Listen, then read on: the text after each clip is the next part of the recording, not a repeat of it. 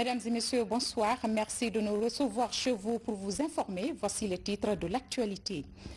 À la une, lutte contre la pandémie de Covid-19, la France offre à la Guinée une enveloppe financière de 2 millions d'euros. Ce montant est destiné au ministère de la Santé et à l'ANSS. Et puis, scrutin présidentiel 2020, la CENI est à pied d'œuvre sur le terrain en Haute-Guinée après la remobilisation des démembrements. Les commissions administratives de révision des listes électorales s'apprêtent pour l'assainissement du fichier électoral. À suivre aussi autonomisation et solidarité féminine. Les femmes leaders de la forêt s'associent en coordination. Elles s'engagent à œuvrer ensemble dans la réalisation des projets de développement économique. Voilà, pour les titres encore une fois, bienvenue à tous. Nous ouvrons ce journal par cette déclaration du ministre de l'administration du territoire et de la décentralisation. En cette période de la pandémie de Covid-19, l'opposition guinéenne décide de descendre demain lundi dans les rues pour une manifestation non autorisée par les services compétents. Face à cet état de fait, le gouvernement, à travers le ministère de l'administration du territoire, interdit toute manifestation visant à troubler l'ordre public sur toute l'étendue du territoire national. Le général Bourema Condé est au micro de Mohamed Lamine Camara. Mesdames et messieurs, chers concitoyens, depuis quelques jours, je dirais quelques semaines, nos oreilles sont sans cesse rabattues avec des propos de plus en plus incendiaires les uns que les autres. Ces propos, qui du reste sont loin d'être à leur première édition, ont de particulier cette fois-ci que leurs auteurs, dans la dénégation de l'ordre républicain, ont clamé haut et fort qu'ils n'ont besoin d'aucune autorisation. Deuxièmement, qu'ils ne déclinent d'itinéraire à personne. Troisièmement, qu'ils commencent et finissent quand ils veulent et où ils veulent.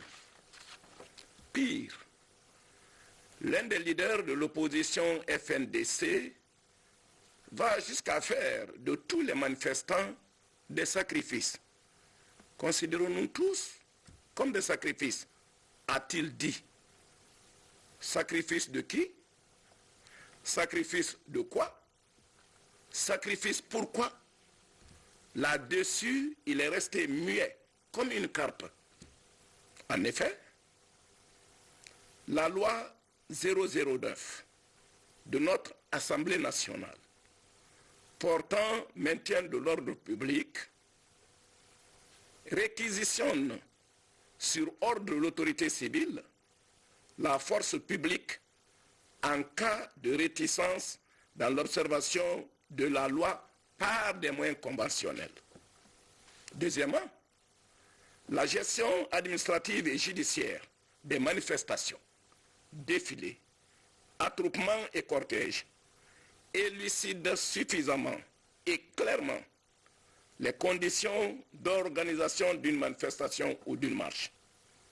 À date, sur toute l'étendue du territoire national, aucune autorité administrative ou élective n'a délivré la moindre autorisation, ce qui de facto signe l'interdiction formelle des marches et ou manifestations sur toute l'étendue du territoire national. Mieux, la pandémie Covid-19 que le monde vit depuis des mois a amené les gouvernements de tous les États à des restrictions de liberté publique et individuelle, dont notamment les attroupements et le respect des mesures barrières de sécurité sanitaire.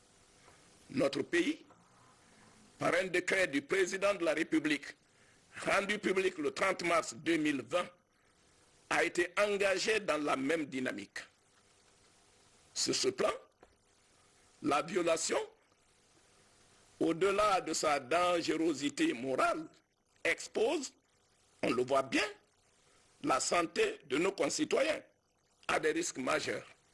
Et c'est dans ce cadre que les forces de maintien de l'ordre sur toute l'étendue du territoire national sont à présent réquisitionnés pour barrer la route à tous les fauteurs de troubles par l'usage des moyens seulement conventionnels. Je souligne le mot conventionnel.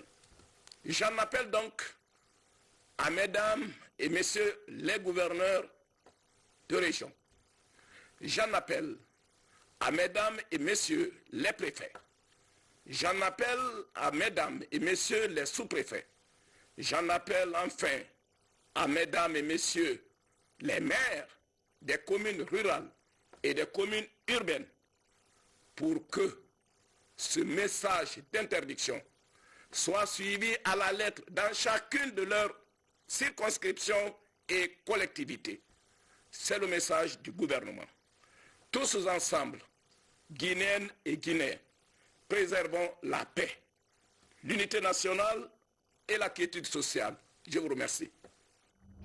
Vous suivrez l'intégralité de cette déclaration du ministre de l'Administration du Territoire et de la Décentralisation après ce journal. Dans l'actualité également, lutte contre la pandémie de Covid-19, la France apporte son soutien à la Guinée. C'est une enveloppe de 2 millions d'euros qui est destinée au ministère de la Santé et à l'ANSS. Ce montant va servir à appuyer le système sanitaire dans la prise en charge des malades de Covid-19. Hadiatou Bari, Mohamed Mpati Kamara. C'est une signature d'une convention financière de 2 millions d'euros accordée par la France à la Guinée.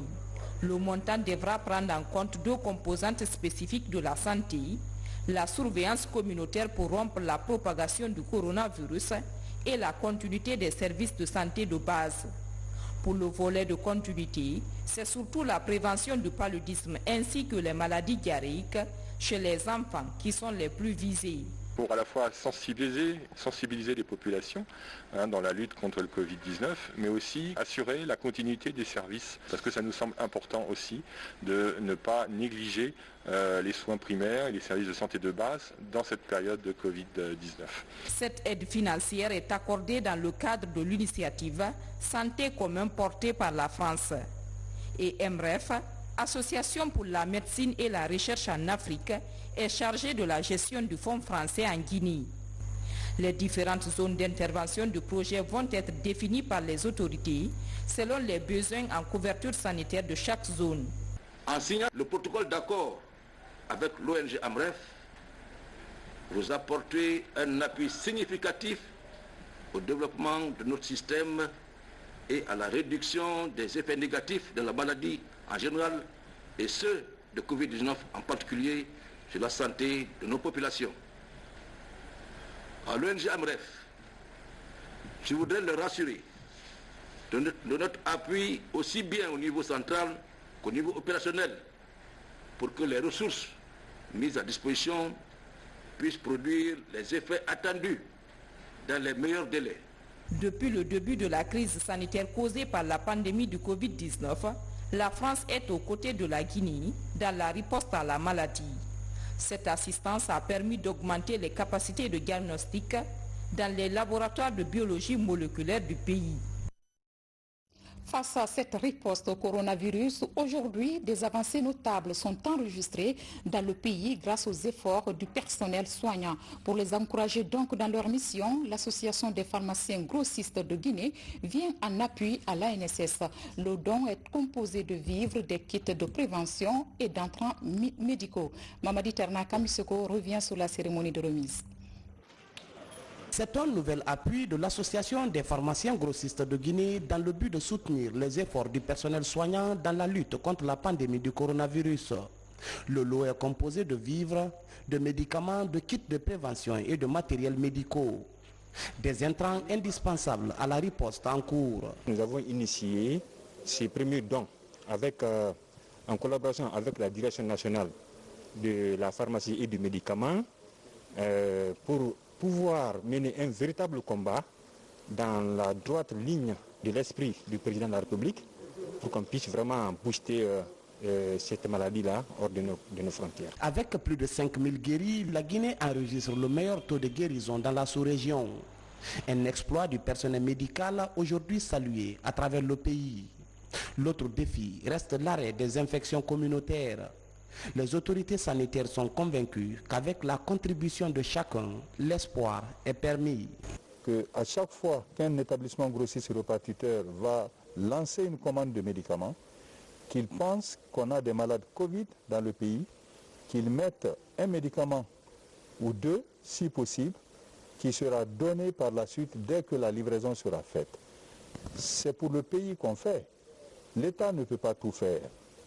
Et donc chacun d'entre nous doit être en mesure de donner ce qu'il peut donner à l'État guinéen. Cette assistance est le deuxième geste des pharmaciens grossistes de Guinée depuis la déclaration du Covid-19. La structure compte rester auprès de l'Agence nationale de sécurité sanitaire jusqu'au contrôle total de la maladie. Et cet autre appui, cette fois-ci aux producteurs guinéens en cette période de crise sanitaire. Le FIDA, à travers le projet AgriFarm, octroie plus de 29 000 kits sanitaires aux producteurs de la Haute et Moyenne Guinée. La cérémonie de remise s'est déroulée à Mamon. Voici le compte-rendu de notre correspondant régional, Mamadou Patebaldi. Depuis l'apparition de la Covid-19 en Guinée en mars dernier, l'épidémie a fortement impacté le secteur agricole. Les producteurs du pays, frappés de plein fouet par les conséquences de la pandémie liée à la crise sanitaire mondiale, ont enregistré des pertes considérables de leurs produits, avec à la clé la baisse des prix de produits et le faible accès aux intrants et aux équipements agricoles. Vous savez, depuis l'arrivée du professeur président Alpha Condé au pouvoir en 2010, il l'avait promis. Et il a réalisé que l'agriculture était sa priorité. Donc, il l'a réalisé. Il y a eu des intrants. Depuis 2011, tous les producteurs ont eu des intrants subventionnés. Si il y a des partenaires techniques qui viennent appuyer le département de l'agriculture, au nom de Madame la ministre de l'Agriculture, ce qu'on peut dire, c'est merci. Poumon de l'économie nationale, le secteur agricole joue un rôle important dans l'atteinte de la sécurité alimentaire. Pour épargner les producteurs de la Covid-19 afin d'accroître la production et les revenus, le projet Agriculture familiale, résilience et marché AgriFarm basé à Mamon met à la disposition des producteurs de 15 communes rurales de Haute et de la Moyenne Guinée couvertes par le projet un important lot de kits sanitaires. Le FIDA a octroyé 530 000 $ au ministère de l'Agriculture, qui va riposter, qui va essayer de monter un projet pour pouvoir accompagner les populations. Ça, ce n'est pas le projet, ce n'est pas l'argent du projet. Le financement, c'est en dehors du financement du projet. Donc, dans le financement du projet, on a aussi 250 000. Comme je vous l'ai dit, on a acheté ceci, mais aussi on va donner des kits. On va donner des kits de production pour booster ceux qui ont perdu. On va les donner des semences, des intrants agricoles, des produits phytosanitaires, mais aussi les moyens de transport pour vraiment transporter ces produits vers les marchés. Donc ce projet, on est en train de le monter, ça va commencer aussi bientôt pour pouvoir vraiment accompagner les groupements féminins et jeunes en maraîchage. Initié par le ministère de l'Agriculture avec l'appui du Fonds international pour le développement agricole, ce don de kits sanitaires offert par le FIDA est une réponse pour les partenaires au développement d'accompagner le gouvernement guinéen dans ses efforts de lutte contre l'épidémie du coronavirus. Ce n'est pas la première fois que le ministère de l'Agriculture vient nous aider. Donc c'est dire que, comme ils l'ont dit eux-mêmes aujourd'hui, c'est un avant-goût.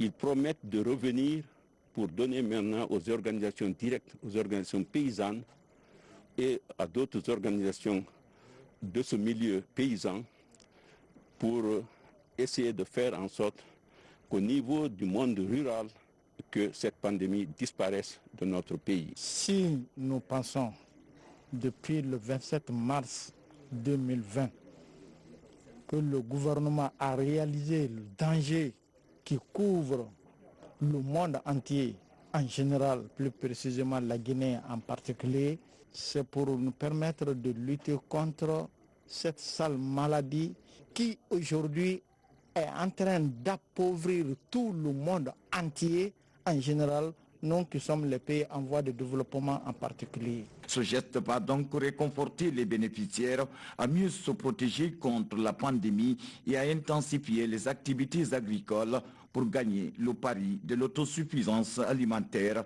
et nutritionnelle dans le pays. Lancement à Conakry d'un nouvel outil de l'Agence de promotion des investissements privés, APIP. Dénommé APIP Mobile, ce nouveau service est un bus qui a pour rôle d'ouvrir des services de l'agence au public guinéen de manière ambulante et dans les lieux publics. Younusa Kawel Kamara pour plus d'informations. APIP Mobile, c'est le nouveau service de l'Agence de promotion des investissements privés APIP Guinée. C'est un bus multiservice qui va servir de centre d'information, d'espace de conseil et de formalisation itinérante.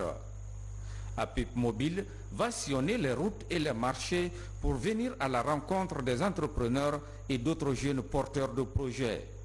Une manière pour cette agence de rendre disponibles ces services de manière ambulante dans les lieux publics du pays. L'APIP Mobile vise à lever les contraintes qui pèsent sur les opérateurs au niveau national, au nombre desquels figurent les difficultés liées à la mobilité. Nous en souffrons tous les jours, le déficit d'informations relatif aux accompagnements offerts et les nombreux écueils liés à l'accès au financement. En effet, en élargissant les services de l'Agence de promotion des investissements privés, je n'ai aucun doute sur le fait que les promoteurs bénéficieront d'un appui technique mieux adapté, tout en leur assurant une meilleure mise en œuvre de leurs projets. Cette plateforme permettra également de proposer des services de conseil sur la gestion des entreprises et l'accès au financement. Les commerçants porteurs de projets, les femmes et hommes de métier sont les cibles de ce projet. Un projet rendu possible grâce à l'appui financier du PNUD. C'est un véhicule qui nous a coûté $60 000. Donc on pense qu'avec ce type de dispositif, d'autres partenaires du secteur privé qui envoient la qualité pourront donc financer d'autres APIP mobiles de ce type. L'APIP, en plus d'être notre partenaire technique auprès de laquelle nous prenons conseil, elle est aussi une structure d'appui et d'accompagnement. Elle nous offre des opportunités de formation dans lesquelles nous en tirons profit. Cette nouvelle approche d'une administration publique de proximité est la première en Guinée et dans la sous-région. Dans un premier temps, ce bus de création d'entreprises sera déployé à Conakry et les villes environnantes, Koya et Dubrika. Promotion de l'entrepreneuriat jeune, fini la phase des auditions du SADEN, Salon de l'entrepreneur 2020. Plus de 50 jeunes entrepreneurs ont été mis en compétition dans 6 catégories différentes. Les organisateurs se félicitent du bon déroulement de la compétition et promettent d'apporter toute la transparence dans le traitement des dossiers. Reportage Amadou Touré. Après 5 jours de compétition entre les 53 projets retenus par le jury, la phase des auditions du Social Entrepreneurship Programme se termine par les prestations de la catégorie technologie. Appuyés par leurs coachs, les représentants des différents groupes ont défendu leurs initiatives et chacun, logiquement à l'image de Mamadou Saliou Diallo, rêve de figurer parmi les 12 lauréats qui seront déclarés par le jury et qui bénéficieront chacun d'une enveloppe de 100 millions de francs guinéens de la part de la Banque mondiale à travers la société financière internationale. On a mis à la disposition de la population guinéenne une plateforme, une application et un site web qui s'appelle Sodouga.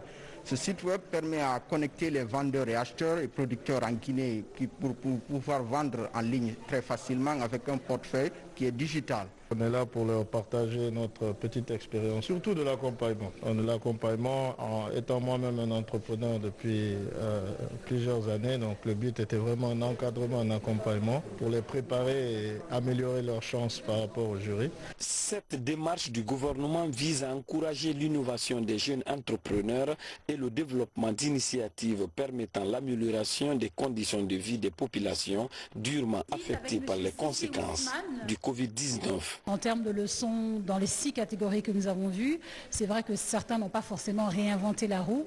Ça a quand même mis au défi la créativité de nos jeunes. La première étape était la sélection, ensuite la semaine de coaching où il y a eu des experts, des professionnels qui les ont aidés à perfectionner leur présentation. Ensuite cette semaine d'audition qui se clôture aujourd'hui où est-ce que nous avons écouté les différents porteurs de projets. Et la semaine prochaine, nous allons annoncer les 12 gagnants parce qu'il y en aura 2 par catégorie. Le Social Entrepreneurship Programme vise à protéger les PME contre les impacts de l'épidémie du Covid-19 d'une part et de l'autre permettre aux PME de poursuivre leurs activités tout en créant des emplois et stimuler l'innovation et la créativité des jeunes. Et puis, validation à Conakry de la stratégie nationale de communication du projet Réponse ouest-africaine contre les crimes organisés et le trafic d'armes légères. C'est une action de la Commission nationale de lutte contre la prolifération et la circulation illicite des armes légères. L'activité est soutenue par le PNUD. Sergent Aboubakar Kamano est correspondant de la presse militaire. Cet atelier s'inscrit dans la logique de la politique de la CEDEAO, du gouvernement guinéen et de ses partenaires financiers et techniques qui vise à relever les défis liés à ce fléau de prolifération d'armes légères et de petit calibre.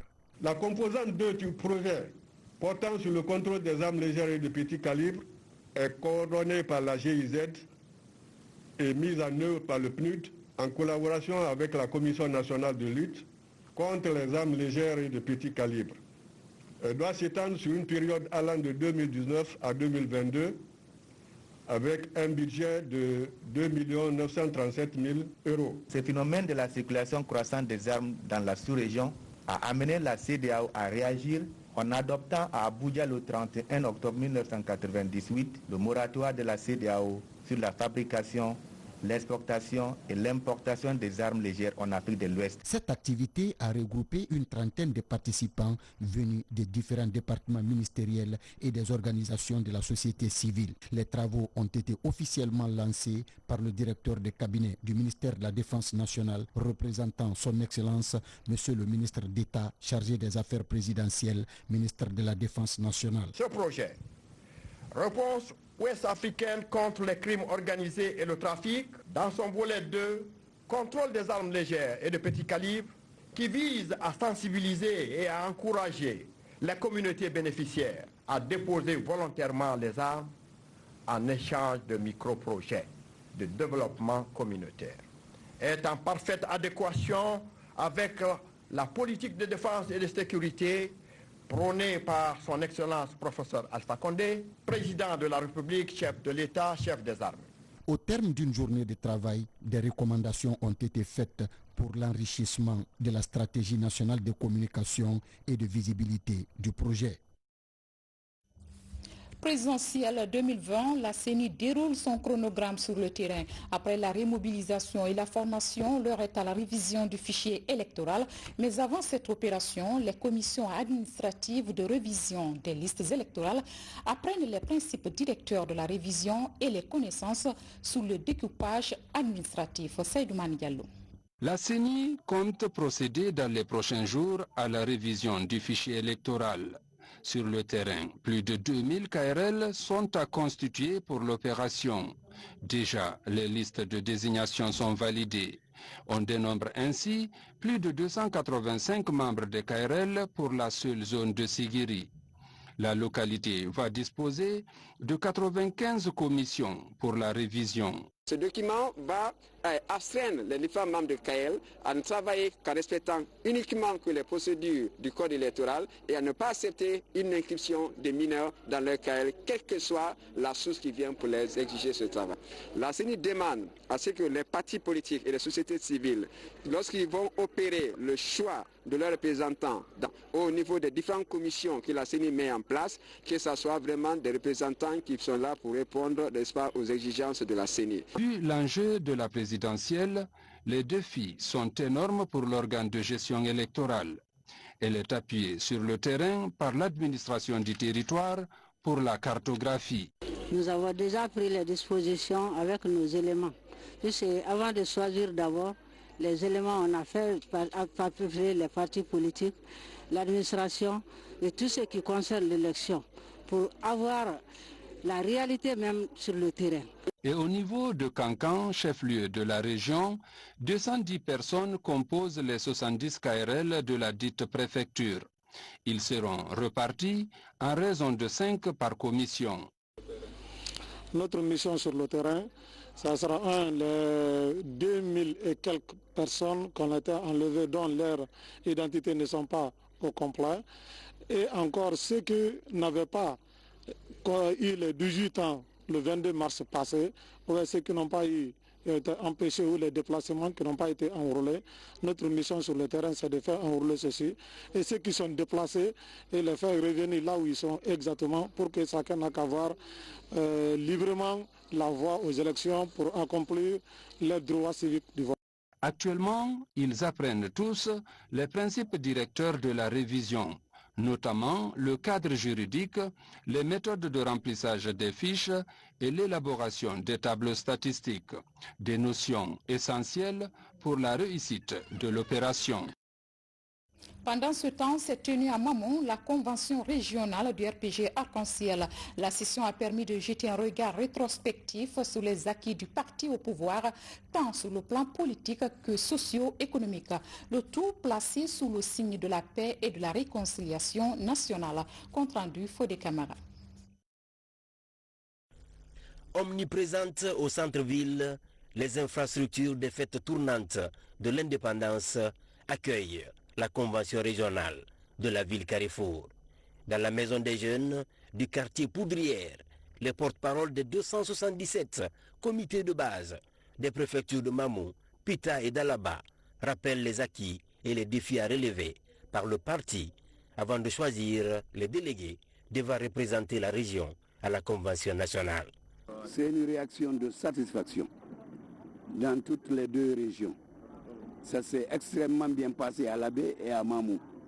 Et je suis comblé de joie parce qu'il y avait beaucoup d'interprétations.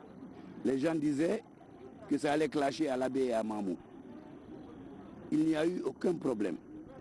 Et sans contrainte, les gens ont choisi le professeur Alpha Condé comme candidat du RPG Arc-en-Ciel 2020. Et tous ceux qui sont venus à la convention, à Labé et à Mamou, sont satisfaits et très contents. Chacun est heureux aujourd'hui. Les différents délégués de Mamou ont tiré les leçons du double scrutin législatif et référendaire du 22 mars dernier.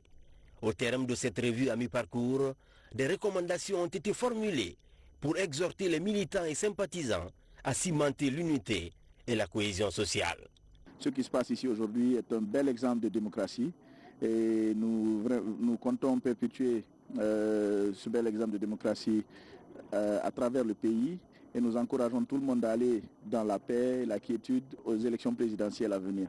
C'est la caractéristique, c'est l'homme même, c'est ça le professeur Alpha Condé, le pardon, le fair play. Il n'a jamais réagi parce qu'il a le fair play, c'est un Olympien. Et son parti, nous ses enfants, nous sommes des Olympiens, c'est le fair play qui va gagner. Mamou s'est réveillé, le Fouta s'est réveillé, tous les délégués se sont présentés à l'heure, on a ouvert conformément au calendrier que nous nous sommes fixés. Après les travaux sans fausse note à l'Abbé et Mamou, derrière les couleurs du parti au pouvoir, pour les futures échéances, l'effervescence monte en puissance sur les plateaux foutaniens, avec des slogans fédérateurs. C'est nous qui avons le pouvoir. Nous devrons tout faire pour ne pas qu'il y ait de la violence. Tout,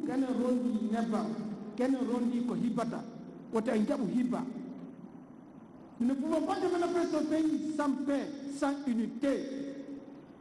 Donc notre mission, c'est d'aller de porte à porte, de village en village, de district en district pour faire passer le message de notre champion, le professeur Alpha Condé. Dans les régions de Mamou et de l'Abbé, les sections, sous-sections et comités de base se rajeunissent et se féminisent. Des jeunes et des femmes qui s'engagent à participer activement à la révision des listes électorales à l'orée de l'élection présidentielle du 18 octobre prochain. Autonomisation et solidarité féminine, les femmes leaders de la région forestière se donnent la main pour parler de la même voix. Désormais réunies au sein d'une seule coordination, elles se fixent pour mission d'œuvrer ensemble dans la réalisation des projets de développement économique. Moussa Bangora, Aboubakar Junior Camara. Pour le développement socio-économique de la Guinée forestière, les femmes leaders de cette région décident désormais de fédérer leurs efforts au sein d'une seule coordination. Les représentantes des femmes de cette préfecture de la région forestière sont réunies pour choisir une seule coordinatrice. Finalement, le choix est porté sur Mme Regina Collier pour piloter les projets et programmes de développement de cette coordination. La nouvelle coordinatrice est consciente de la tâche qui l'attend et compte mettre son expérience au service de la paix et de la réconciliation dans cette région, comme le recommande le chef de l'État. Aujourd'hui, je suis contente. Les femmes, là, ça fait beaucoup de mois, on est en train de les sensibiliser pour qu'on soit ensemble. Donc, c'est aujourd'hui notre joie parce qu'on est tombé d'accord, on est en réconciliation. C'est pourquoi toutes les femmes de la région sont là.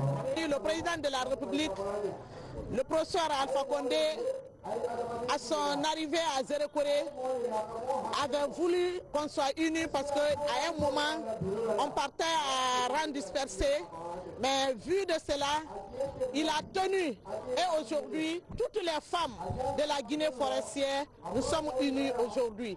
Les troubles sociaux sont récurrents dans la région forestière.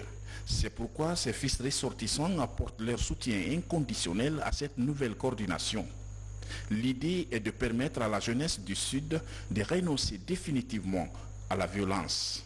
Moi qui vous parle, maman est Guerzé et mon père est Konyanké. Et je l'ai dit dans mon discours tout à l'heure, et chaque fois qu'il y a problème en Guinée forestière, nous on est interpellés. Parce que je suis issu des deux communautés qui sont souvent en conflit. C'est avec beaucoup de peine que nous assistons à cela. C'est pourquoi nous, fils de la Guinée forestière, nous sommes levés comme un seul homme. Surtout nous, qu'on appelle entre griffes, les métis. On s'est levés comme un seul homme pour qu'il y ait la paix là-bas. Nous les jeunes, on peut les accompagner. C'est pourquoi au jour d'aujourd'hui, nous avons fermé notre mouvement dans une très grande cour. On a fermé, on a pris la clé, on vient de remettre à nos mamans. On les suit, nous sommes derrière eux, elles sont devant nous et nous sommes à leur écoute. Tout ce qu'ils vont dire, nous sommes prêts à les accompagner. Madame Regina Collier et son équipe sont attendues dans la région forestière dans les jours à venir pour véhiculer les messages de paix et d'unité entre tous les fils de la forêt. Cette équipe doit aussi remobiliser les jeunes filles et les femmes autour des projets de développement économique et social de cette préfecture de la Guinée forestière. Dans l'actualité aussi, les populations de Fria expriment leur reconnaissance au professeur Alpha Condé et au gouvernement guinéen pour toutes les attentions qu'ils portent à leur ville. Elles s'engagent, ces populations, à soutenir les actions du président de la République.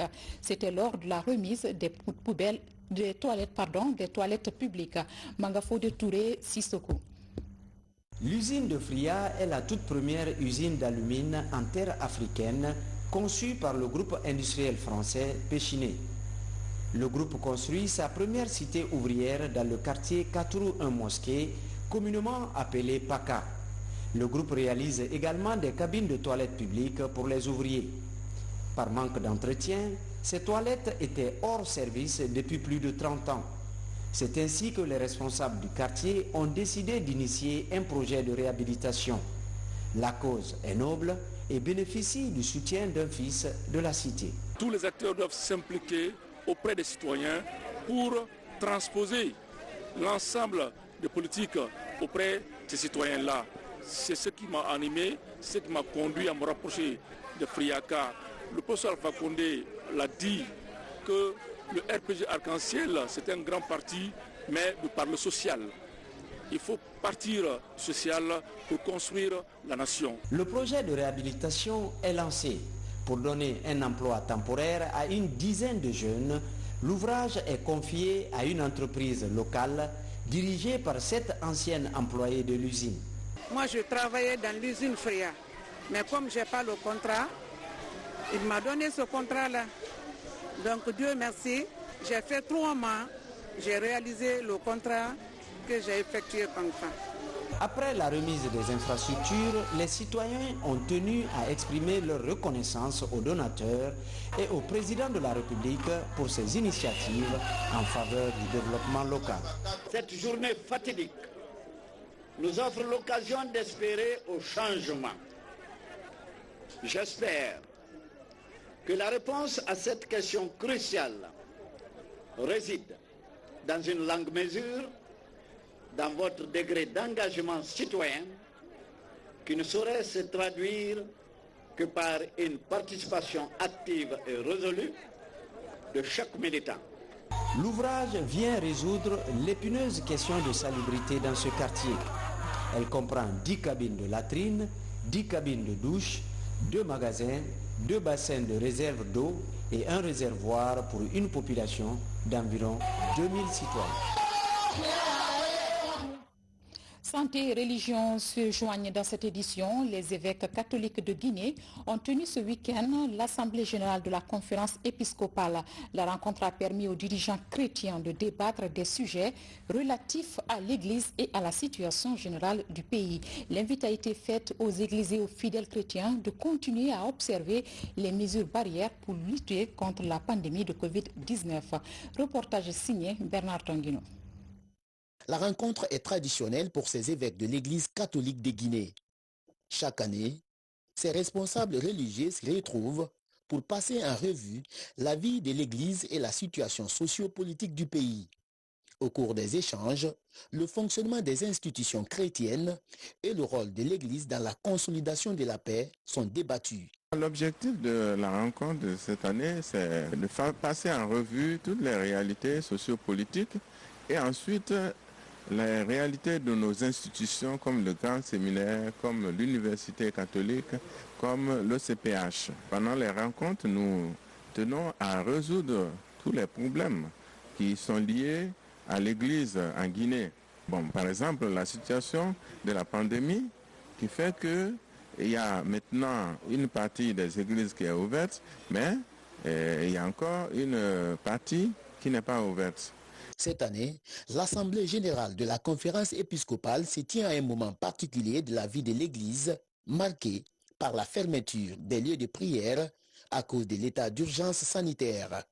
Les évêques de Guinée exhortent les fidèles chrétiens et l'ensemble de la population à poursuivre le respect des mesures barrières. Nous exhortons les fidèles à garder le cap et à faire en sorte que vraiment l'Église, la foi ne baisse pas surtout. Messeigneurs Vincent Koulibaly, Emmanuel Félémou, Alexis Ali Tagbinon et Raphaël Balaguilavogui partagent en commun la charge épiscopale des 3 diocèses du pays. La gestion et le progrès de ces diocèses pour une plus grande participation de l'Église à la vie de la nation constituent la principale préoccupation de ces évêques. Et ce communiqué pour boucler ce journal, dans le cadre de la reconstruction de la route nationale numéro 1 Koya Mamoun Daboula Sissela Kouroussa, des travaux sont en cours depuis quelques mois sur l'ensemble du tronçon. Ces travaux impactent naturellement la circulation des transports de personnes et de biens.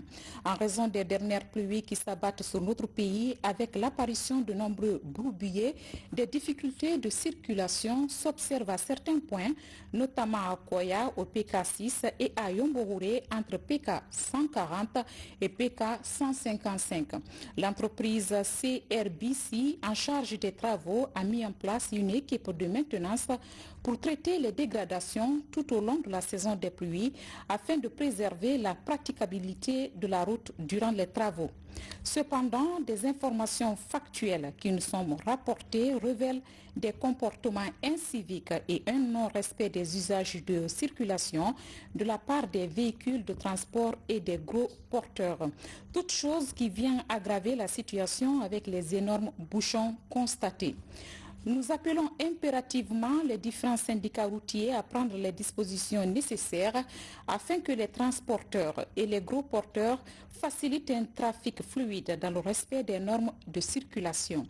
Il est par exemple formellement interdit de créer des doubles fils, fortement déconseillé de faire circuler des véhicules de transport ou des poids lourds en mauvais état pouvant se retrouver en panne alors même que les eaux de pluie rendent déjà difficile la praticabilité de la route. En tout état de cause, les ministères de la Défense, des Transports et des Travaux publics, chacun en ce qui le concerne, ont pris les dispositions nécessaires afin que toutes les facilités, les consignes et les mesures de circulation et de sécurité soient appliquées. Des équipes d'intervention pour traiter les bourbiers et des équipes de gendarmes pour faire respecter l'ordre et les consignes de circulation sont déjà sur place. Les ministères en charge de la défense, des transports et des travaux publics, tout en regrettant les désagréments causés par les travaux en cours, comptent sur la bonne compréhension de chacun des usagers et les appels à la patience et à la prudence. Conakry, 19 juillet 2020, le ministre d'État en charge de la Défense, le ministre d'État en charge des Transports, le ministre des Travaux publics. Mesdames et messieurs, voilà comment on se quitte compte de ce journal. Un grand merci à vous pour votre précieuse attention. Également, merci à toutes ces équipes qui m'ont accompagné ce week-end. Demain, l'info revient avec Oumou Touré à 13h et Fana Souma sera là au compte de la grande édition de 20h30.